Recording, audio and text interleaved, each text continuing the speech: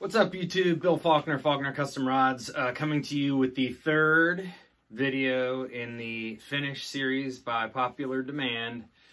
And this one is going to deal with when things don't go so right. So how to fix finish problems when they occur. If you missed the first two videos, please go to my channel and watch the guide wrap finish video. It shows you how I do it. Also have a video I posted about how I apply butt wrap finish. Hopefully those are helpful. If you are watching this, and I'm assuming you've watched those, you understand or have figured out your techniques, and using good habits and in proper repetition, you probably eliminated most of your mistakes. However, if you do this long enough, something will go wrong and you will have something that doesn't turn out right. And so I think it's a valuable skill to master to be able to fix problems when they occur. So we're going to focus on what can go wrong and how to fix it. Obviously, it's much simpler to avoid issues than to have to correct them, right? So follow the instructions in the other videos, figure out your procedures, be really consistent. You want to wash your hands every single time before you get in the shop. You want to make sure the rod is dead level. You want to use a high quality product.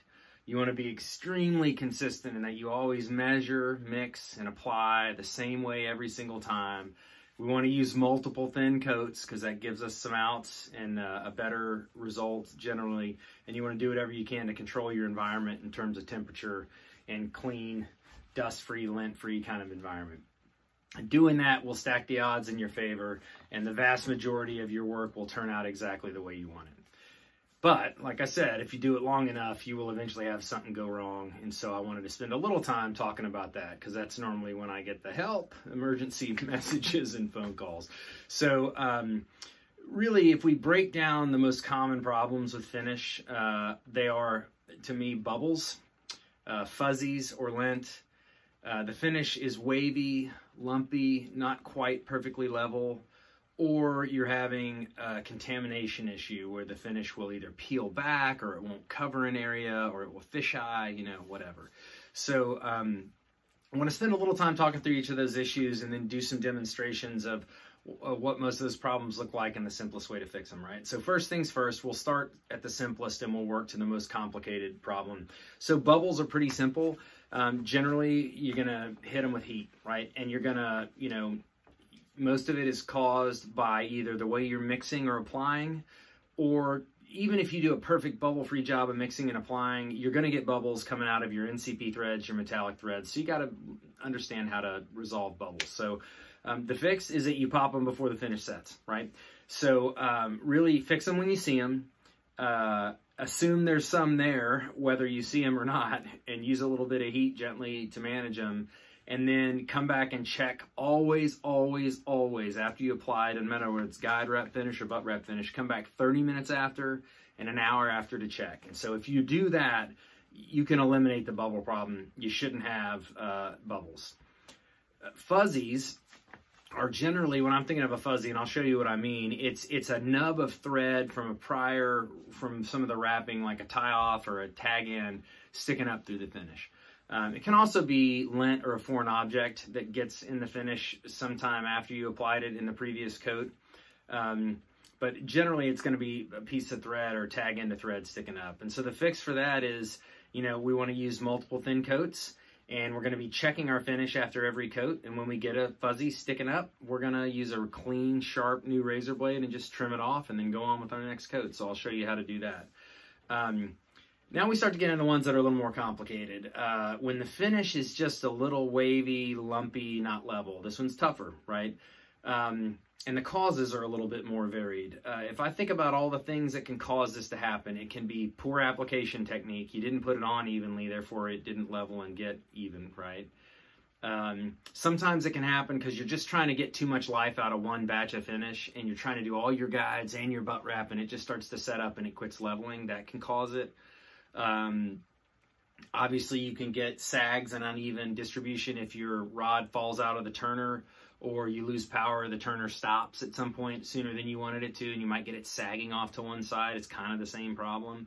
And, you know, too heavy a coat is the most common cause of this. You're just putting on too much. or the rod is not level, or some combination of all of those things, right? So how do we fix it? This one's kind of hard work. You're gonna sand it down to level and recoat with one more light coat. And I'll show you exactly how you can go about doing that. But it works wonders. You don't have to do it every time. If you get it level most of the time, you will only have to do this occasionally.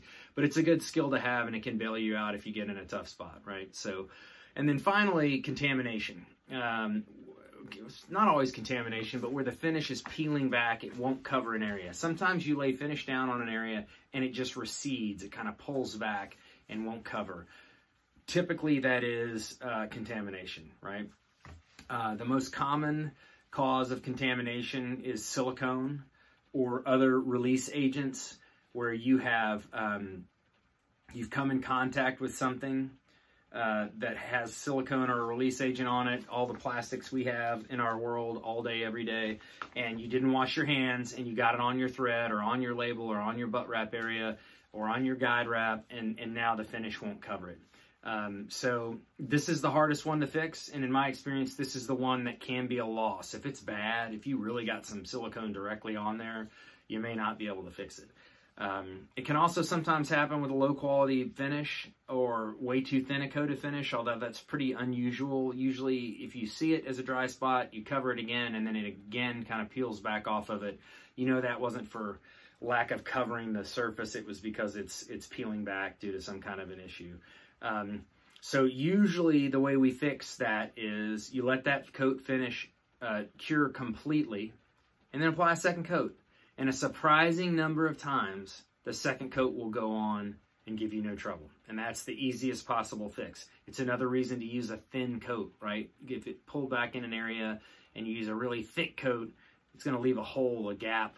It's going to be a lot harder to fill, and you're going to wind up sanding. If you use a thin coat and you get some areas that aren't covered, usually you can go back with a second coat and it'll cover it. If the second coat doesn't fix it, then you can actually scuff and sand it and try to remove the contamination without damaging the label, the thread, the whatever's underneath that you're working over with some Scotch-Brite or some fine sandpaper, and that may fix it. But if it doesn't, then it's probably a total loss and you're going to be peeling it off and getting rid of it. But I'll show you what that looks like, and you can at least understand what you can reasonably try before you give up on it. So hopefully that's helpful. Now I'm going to walk you through some examples of each issue. So let's get started. All right, so we'll start with the easy stuff, bubbles. Right above PE5 on this inscription, there's a bubble, and I just hit it, and it's gone.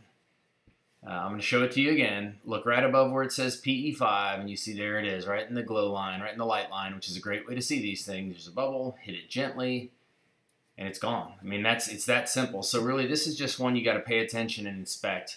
In terms of where these bubbles normally occur, any guide size 10 or larger, right here in the guide foot tunnel, sort of where there's a gap between the thread and the guide foot, you're prone to get bubbles. In tip tops, you know, sometimes your tip tops are very tight, sometimes they're a little bit looser.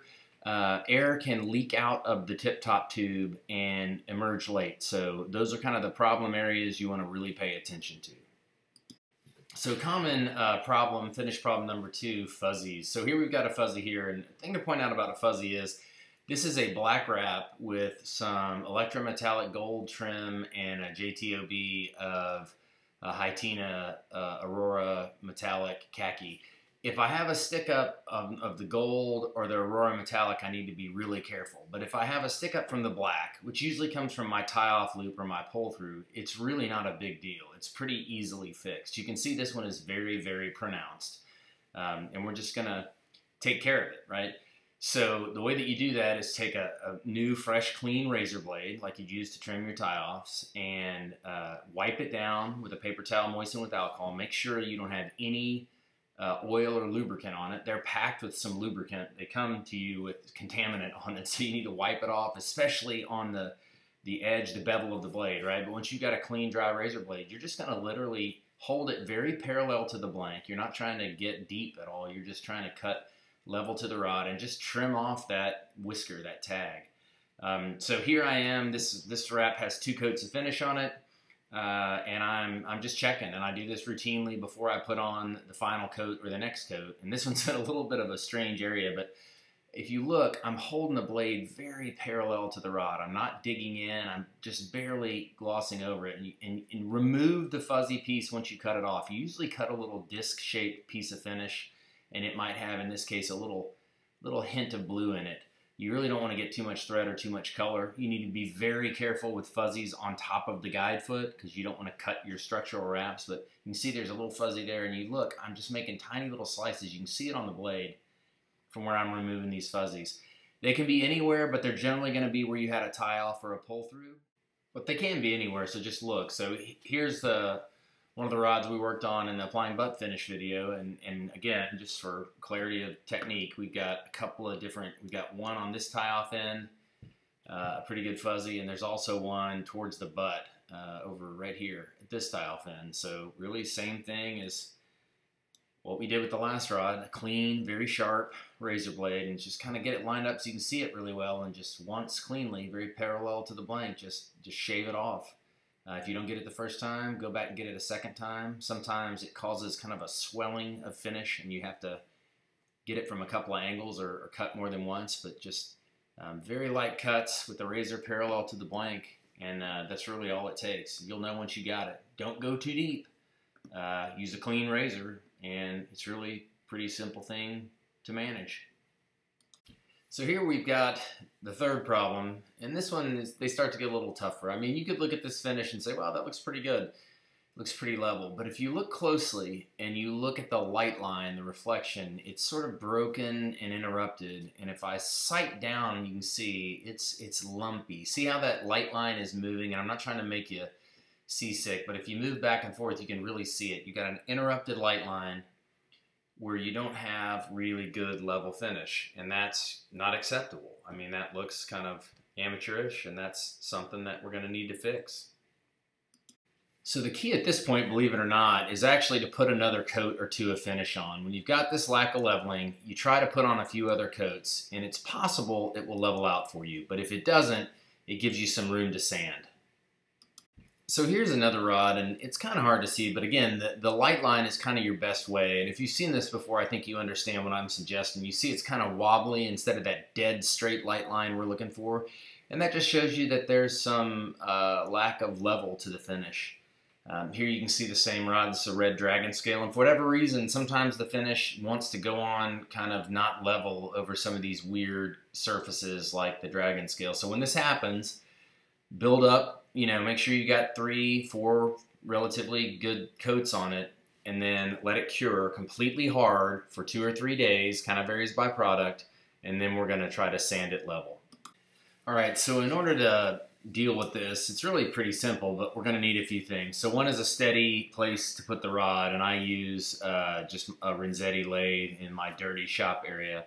And you're going to need a progression of sandpapers. You can see in this photo, I've got it from 180 grit through 220, 320, 400, 600, then also red or burgundy and gray Scotch-Brite. And that's generally the progression that I go through when I'm doing this. I will go very quickly and lightly with the 180 and then spend a little bit more time with each one as you go. You sort of sand until you can't see the marks from the previous grit. You're going to need something stiff and square to back the sandpaper. I've got a couple of things that I use. On the left is a long strip of plexiglass. It's actually about 3/32 of an inch thick and very stiff. On the right is some really stiff particle board or plywood, but you're going to need something. You do not use your fingers, your hands, anything soft. They will follow the contours of the waves in the finish, and you will just wind up having the same waves but deeper. You need something stiff that rides on top of the finish in order to sand down the high spots and leave the valleys alone, right? And obviously, I mentioned it before, but this is critical. You have got to let your finish set up completely hard before you start doing this. If you try to sand too soon, you will get sort of almost like pencil eraser kind of shreddings or rolled up pieces. That means your finish isn't set enough. You want dust, and it needs to be white dust, and that means that it's set up and that you are not sanding too soon. And then the final thing to keep in mind is tape off the blank at both ends. You see I've got it at the reel seat and at the end of the blank. There's tape to protect from accidentally sanding components I don't want sanded. So now here's the trick to doing this right is if you just sand under power with the rod spinning in the lathe, you're not going to get the result you want. You want to sand along the axis or the length of the rod, longitudinally. Keep your backing paper firm so that you're keeping it real square. And so this is what it looks like in the beginning. So here's after about maybe the 180 and the 220. And you see these areas where I'm not sanding. That shows you anywhere you still see shine, that's an area that's a low spot, and that's what we're trying to sand off. So basically, we're going to progress through the different grits and get rid of those shiny spots. You see one to the right of where it says KB Slow Pitch Jig 702. That shiny spot, that means we've got work to do yet. So now, after another grit or two, you see that spot is much smaller on the right, and the one on the left is almost gone. So we slowly rotating the rod with one hand and sanding with the other. Now we're starting to get into that big spot on the right in places, not all of it, but parts of it. So we just keep progressing through the grits. And now we've sort of leveled off the left-hand side. You can see all the sanding dust all over the reel seat. It's a mess. And you can see that I've taped off the threads so I don't bark them up with the sandpaper. But if you keep working your way through, you see the spots are just almost gone now. Those shiny spots that were throughout the wrap. And so when you're through your 600 grit, those spots are all gone. Now we can start to go to the Scotch-Brite. I think this is actually 600 grit, but you can see we're done. There are no high spots, shiny spots anymore. We've gotten down to a flat, level coat. And now we're just going to hit it with the Scotch-Brite, and it starts to look, there we go, really clean and ready to go. And so once you got it looking like this on both sides, you're ready to add a final coat of finish after you clean it up. All right, so now here's the butt wrap section after we've done our sanding. And you can see it is completely, I mean, dead level now. And so all we need to do is not mess it up, but put a thin coat of finish on it.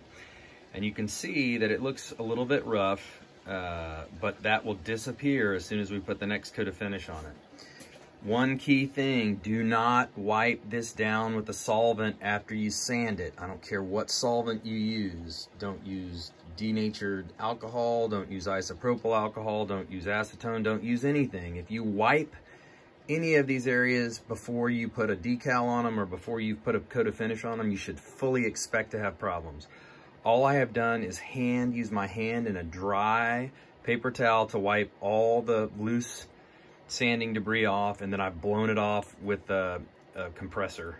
So pressurized air, just to blow off any loose particles, and I used masking tape to just kind of pick up any fuzzies or loose spots. You can see the blanket's clean. I've pretty much gotten the seat clean from all that dirty sanding, and now we're ready to add the final coat of finish. And so you can see here we've added just a really thin coat of finish per the how to apply butt wrap finish video, and we're good to go. Problem solved. Again, here's the other rod with the red leaf dragon scale. You can see we're same thing, tape off your area, work through your grits. You can see these areas that are the problem areas, and we're just going to keep sanding until those spots go away and it gets completely level. Finish with your Scotch-Brite. Remember to sand along the axis, not just while rotating. I actually don't rotate at all, and what you get is a dead level finish. And again, if you remember that wobbly light line, it's completely gone after we recoat. And we get a dead level light line. It's as level as it can possibly be. You don't see any sanding dust. You don't see any damage, any debris. Absolutely has fixed the problem. That's what we're after. Now the toughest one, contamination. And this one is hard. Frankly, I don't have any pictures or examples of contamination, I think because I've learned to be so careful about it. But I'll show you some of what I mean. This is just a first coat of finish peeling back a little bit from a decal. And this is fairly typical. This can happen. But often your contamination will look like this. It will look like fish eyes or a place that won't cover. So the good news is the simplest way to solve these kind of imperfections is generally have used a first coat that's very light and then put a second coat on it and just recoat it. And what you'll find is you can see kind of above and below the label here, a little bit of it wanting to peel back and not stick. This may be contamination, I don't know, but generally the fix is going to be the same, and that is just recoat. just use a thin first coat. Make sure you get good even coverage. This was covered at one point and then pulled back while it was setting and rotating. And then you're going to just recoat. And what you find, if you just put a fresh coat over, many times it will completely solve the problem. And what looked terrible after one coat will actually look really good on the second coat. And I think the temptation to mess with it after the first coat, to sand it or wipe it or do something that then actually causes problems, is pretty strong. But in the event that you do have a spot that won't take finish and it's not fixed like this spot, these spots were, by immediately putting on a second coat, then I think your option are to go ahead and put on the second coat. You'll have put on the second coat and it won't have fixed it. Let that cure 2-3 days, completely let it set up, and then you want to wipe it. Wipe the problem area only with isopropyl alcohol or denatured alcohol. And then once that's dried, I think you want to Scotch-Brite it with the finest Scotch-Brite you have, the gray Scotch-Brite, just very gently, and then try one more coat. And very often, if you let that prior coat of finish set up really hard and then wipe it and scuff it gently, it will let you cover over it and it'll be fine. But I should warn you, that's a last resort. And if you have something heavy duty like grease from a reel or oil from a reel or some silicone from plastic, you're probably stuck. You're probably going to have to peel off all the thread work and finish work and start over. All right, so hopefully that helps. You know, if you're having a specific problem with your finish that I didn't address in the video, please feel free to reach out and I'll be happy to try and assist you. Just send me a private message. But I think the moral of the story with this is it's easier to prevent finish problems than it is to fix them. So I think always take whatever precautions you can to avoid them. So you're going to always wash your hands every time before you do any thread work or finish work. Every time, just as a matter of habit, before you enter the shop, wash your hands. Always do everything the same way. If you're consistent in the way you measure, mix, apply, you're going to really eliminate a lot of your problems.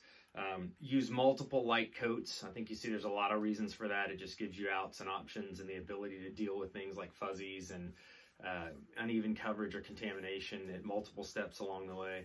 And then again, I said it before, but always go back and check the rod 30 minutes after you apply and an hour after you apply. I had one I was applying this morning and I literally found a problem I didn't see initially that I was able to salvage and not have to fix later because I checked. So always go back and check. Appreciate you watching. Thanks for tuning in. Please like and subscribe, and I'll see you next week. I had a lot of questions about spatulas from the guide wrap video, so I think we'll do a video on how to make your own finished spatula. So please tune in next week. Thanks.